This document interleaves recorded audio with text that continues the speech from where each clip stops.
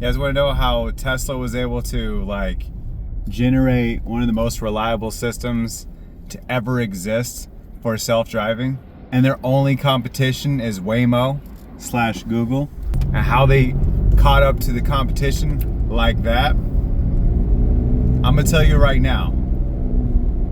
So we're gonna use Elon Musk's statement. He said that if you like Tesla, if you like how it is, this is a walking Tesla.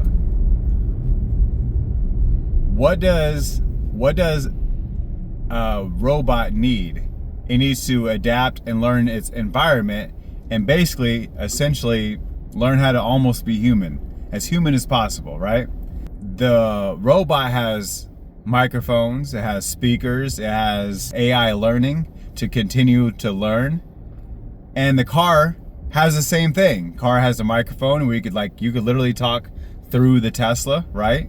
To whoever you're talking to. You have a microphone, you have speakers, you have AI generated learning abilities.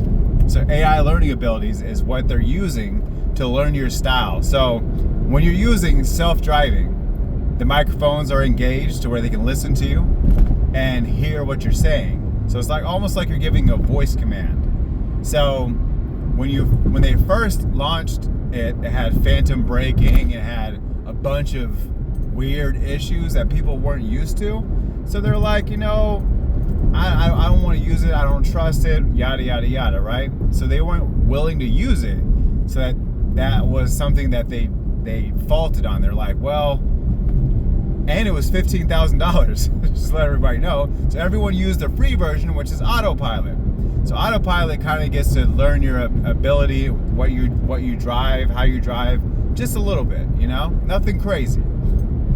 Through their first launch of FSD and all the people who couldn't wait to have it, they all used it. They're like, oh, it's phantom braking, it's this, it's that, yada, yada, yada. It's like, it's not like full self-driving, as the name says.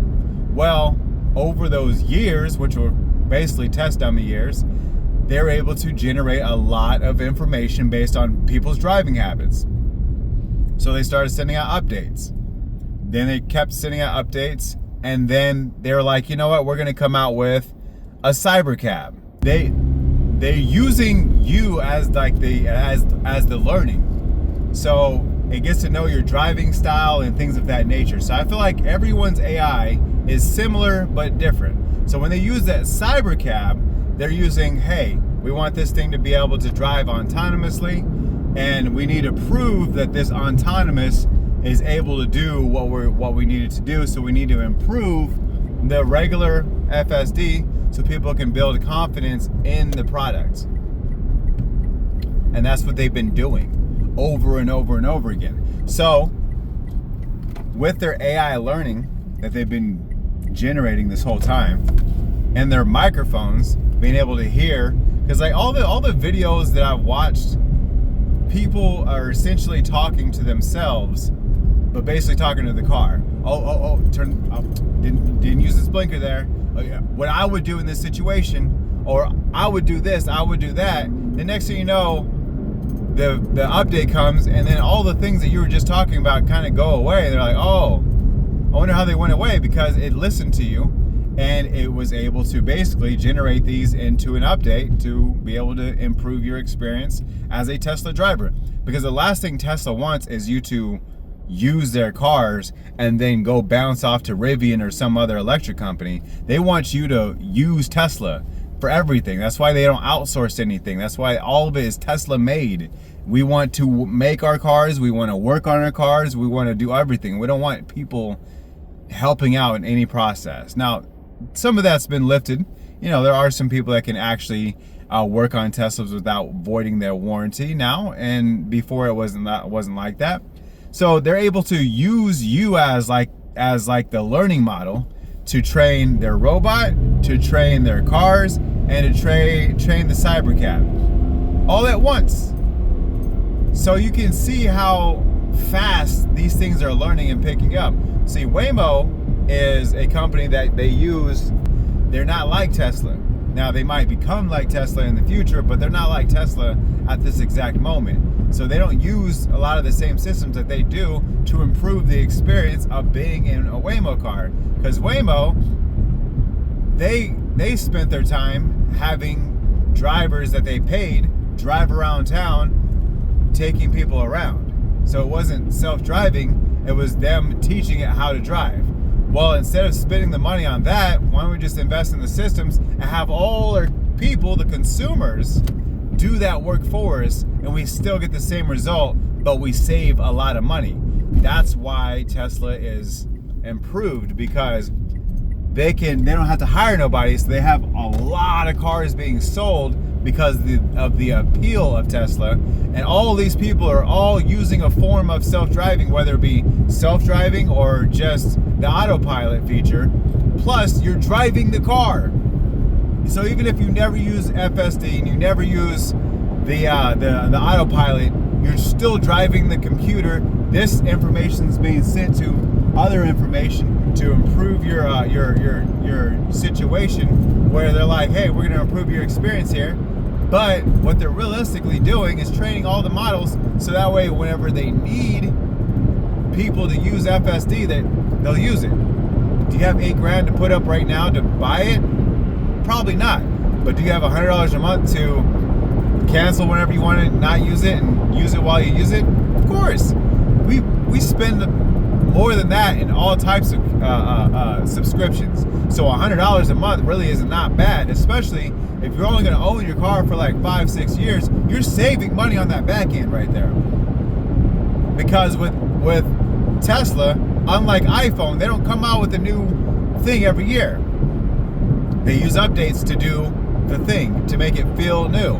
And one day, I feel like your iPhone might be the same. I feel like this iPhone is just as good.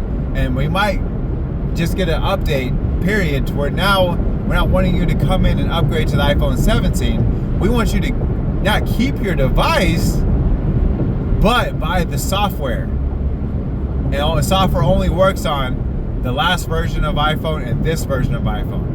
So they're trying to make you buy the software versus buy the physical phone for the physical phone things. Oh, the better camera, the better this, the better that. But I feel like that's why we got such a big upgrade with the 16 and the 15. The 14, 13, all that is just like having an iPhone 10 or iPhone 8. If you get the iPhone 15 or 16, they're basically the same phone with very minimal features that separate the two. So you didn't have to upgrade that 15 to a 16, and a lot of people kind of passed, like myself. I didn't do it. So think about that with your cell phone. So think about that with your car. Cars cost a lot more, so a lot of people aren't going to be able to upgrade anyways, and a lot of people are financing, and usually they're financed between a 3 to a 6 year thing anyways. So that means every time that they pay it off, they're most likely going to trade this up for the newer version of it, unless they're just one of those people that like to keep it. But when you're buying something with such high-tech software, you want the newest software. Otherwise, you're going to get left in the dust. And a lot of these people are getting left in the dust. So that's how Tesla has been able to improve their systems and be able to almost pass Waymo's work. They're this close, trust me. Soon enough, they'll be able to pass Waymo's work and show you that this is completely possible to have all the cars on here autonomous, and there will be nobody driving these cars. And it sucks because he's a driver himself. I know he appreciates because he has two things in mind. I bought X because I want freedom of speech. He really bought X because he wants power of speech. I've made really cool fast cars. I really just made these really cool fast cars because no one wants to get in an autonomous car and go slow. I don't want my car driving me like a grandma when I would normally drive it like this. Well, now it will. And now we can have it drive with such precision that there's no way of wrecking, because there's no other car out here being driven by anybody besides the cars driving themselves. And he's taken a lot of information from China, I think it's China or Japan, whichever one that uses that super train that goes super fast, like 250 miles an hour. He's using that concept right there and saying, hey, if they've got something like that over there, and we don't have anything like that here, let's speed up all the cars on the road, but let's take the ability to drive away in the exchange for now you don't have to pay for insurance, you don't have to pay for anything, repairs, nothing. You just literally, when you need a car, order it, boom, pennies on the dollar, one picks you up and takes you where you need to go. But it's still an expense. And I'm like, unless you're saving, okay, because think about how much, like I pay $200 for, well, $230, $240 for 2 vehicles to have full coverage. And I'm paying that one off this next month. So I will have 1 vehicle with full coverage, 1 vehicle with liability until I sell that vehicle. Then I'll have only 1 vehicle there. I'll still probably be paying anywhere between $160 to $200 a month for the insurance because insurance just keeps going up. So think of it that way. So if you times that by 12, you're spending quite a few dollars. I don't got the math skills right now to even improve to even say what it is, so it's a lot of money though that you're spending with that. Then you got to think about the car payment. Then you got to think about the potential expenses on owning a car, such as tires, brakes, oil changes, or in the case of Tesla, I don't know. I don't own a Tesla, so I couldn't tell you what the expenses are. But I'm pretty sure just any sort of shocks, tires, like rotations and stuff. There's small things like that. Windshield wiper fluid. I know that's fluid that's in there. I'm not sure how many moving parts are on there. So think about all that. And now you just pay an extremely low price just to get around town, do whatever you need. And it's never late. It's always on time. Whenever you need it, it's there. Boom. And it'll get you to wherever you need to go fast or slow, however you like to go. And that's the appeal of having all self-driving. And there's no way of an accident. All self-driving is all good. There's no way of hacking these cars. Everything's all good. You see what I'm saying, man? Like, the vision is clear for where it's going. It's just now no one wants to admit that that's where we're going. And that's where things are going to be. Because all this information is being reported back, it's being recorded, it's being put out, and they are adapting as we speak to every driving style. So you like driving like this, you like driving like that? Well, we've saved your profile basically, and we will drive you there exactly how you like to be driven. And that's how it's going to go.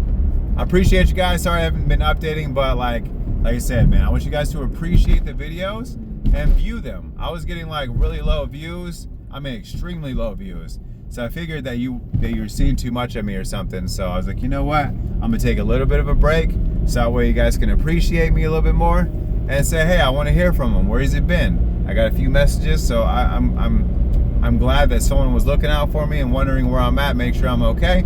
So, hey, it is what it is. I'll see you on the next one. And it could be today, could be tomorrow, could be next week. Just view the video. Peace!